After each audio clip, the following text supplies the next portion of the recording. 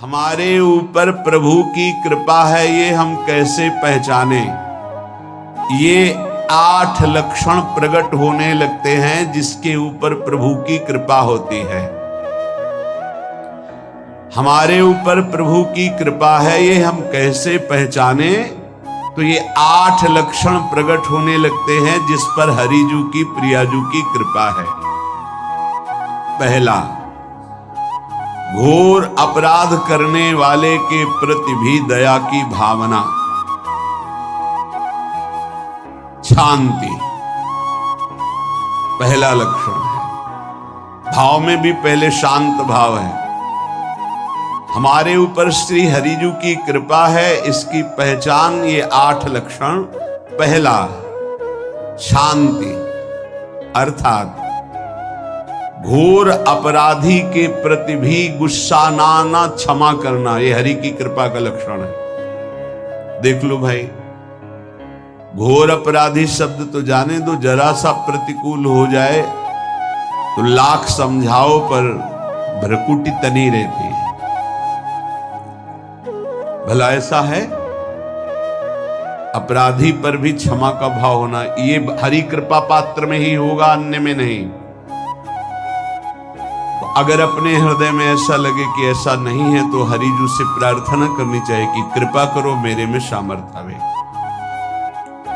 दूसरा, अनुसूया, वो किसी भी के प्रति कभी भी कोई दोष दर्शन ही नहीं करेगा।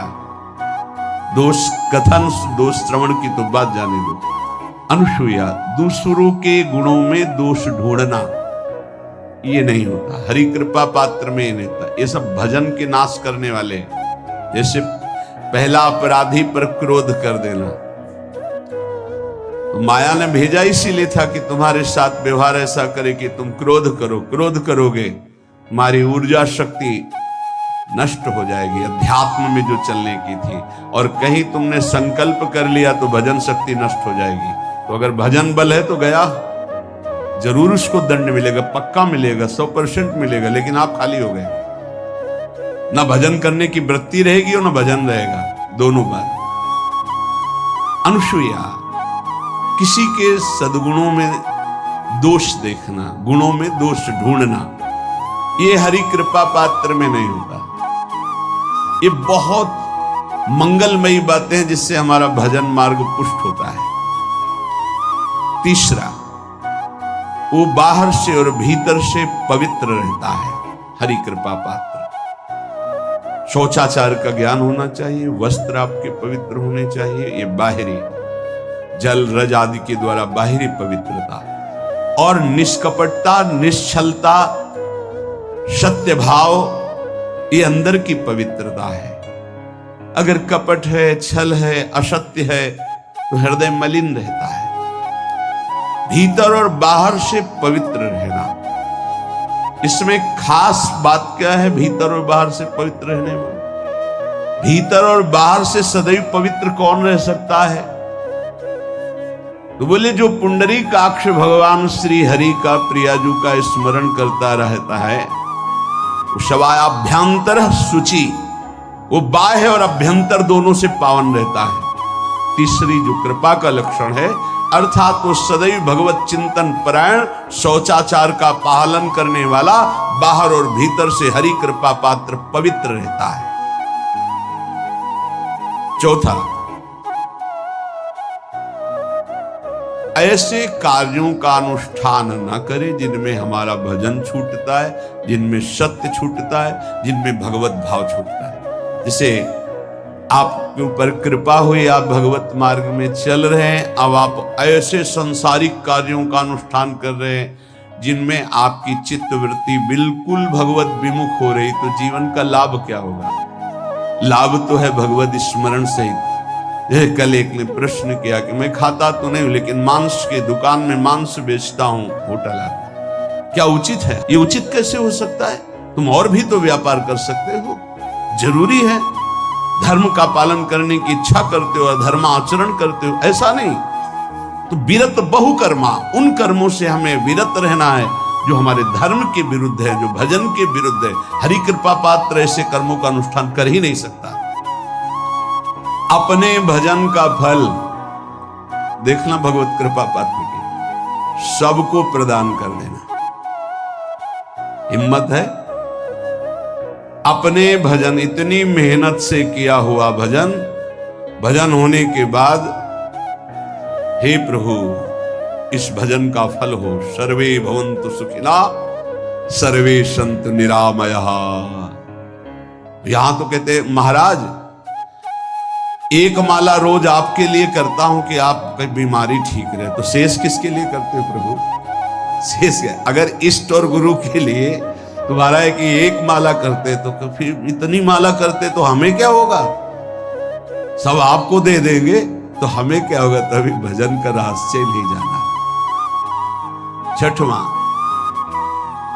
अपने भजन से अपने लिए कुछ भी ना चाहना और दूसरों की तो बात जाने दो, दूसरों से कुछ ना चाहना ये तो ठीक है, अपने भजन से अपने लिए कुछ ना चाहना है हिम्मत। देखो ये हरि कृपा पात्र में हिम्मत होती है। अपना भजन अपने प्रयोग में ना लाना,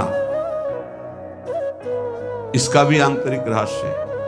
अपने प्रयोग में आप शरीर को लेकर के बोलेंगे, अगर स्वरूप को लेकर तो प्रयोग की कोई वहां जरूरत ही नहीं, स्वरूप पूर्ण काम है, वहां कोई अभाव नहीं। जब आप कोई भाव अपने लिए करेंगे तो देह भाव होगा, देह भाव से किसी विषय की मांग होगी। विषय पूर्ति भजन का फल नहीं होता, भजन का फल होता विषय निवृत्ति। बहुत जोर की बात है, कैसे समझना? अपने भजन का भी फल अपने लिए नहीं, दूसरों से कुछ चाह रखना तो बात ही जाने दो, भजन से भी कोई अन्य सुख की चाह नहीं हुई। क्या चाहिए? भजन ही बनता रहे, भजन का फल भजन बनता रहे, खूब निरंतर जप करते रहे। सातवां, किसी भी मान सम्मान कीर्ति पद प्रतिष्ठा के मिलने पर हृदय का असंतुष्ट हो जाना, यह हरि कृपा पात्र का लक्षण होता है।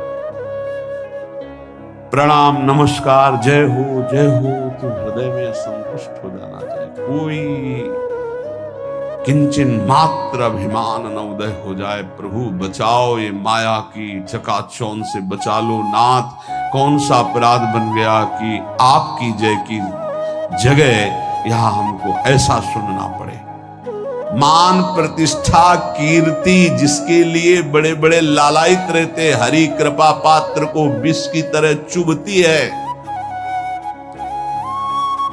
और आठवां, किसी भी प्राणी समुदाय से संबंध ना रखते हुए सब पर दया की भावना, सब पर कृपा की भावना, सब पर करुणा मैत्री पर किसी से ममता नहीं। ये सूत्र बहुत व्यवहार में प्रयोग करने योग्य है। सबसे करुणा और मैत्री पर किसी से ममता नहीं।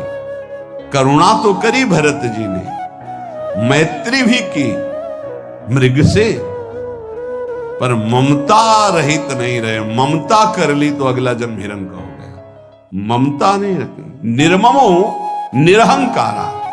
करुणा मैत्री तो करनी है, जैसे इसमें आदेश है, गीता में जी आदेश है, अद्वेष्टा सर्वभूतानां मैत्रः करुणैव च। पर निर्ममो निरहंकारा, ये साधक की चतुरता है। प्राणी मात्र पर दया कृपा करुणा मैत्री, पर ममता नहीं। ममता किसी से, और यहां करुणा मैत्री ये तो गायब हो गई, केवल ममता रह गई है। अपने शरीर से ममता, शरीर संबंधियों से ममता, विषय भोगों से ममता, यही जहर है। संबंध में ये ममता ही जहर है, विचारों में अहंकार जहर है, कर्मों में ये आसक्ति जहर है। इसी जहर को मिटा दे तो जीवन मुक्त महापुरुष कर्म करते हुए, विषय सेवन करते हुए, वार्ता करते हुए, विचार करते हुए, बिल्कुल जहर रहित तो उसका जीवन हो गया।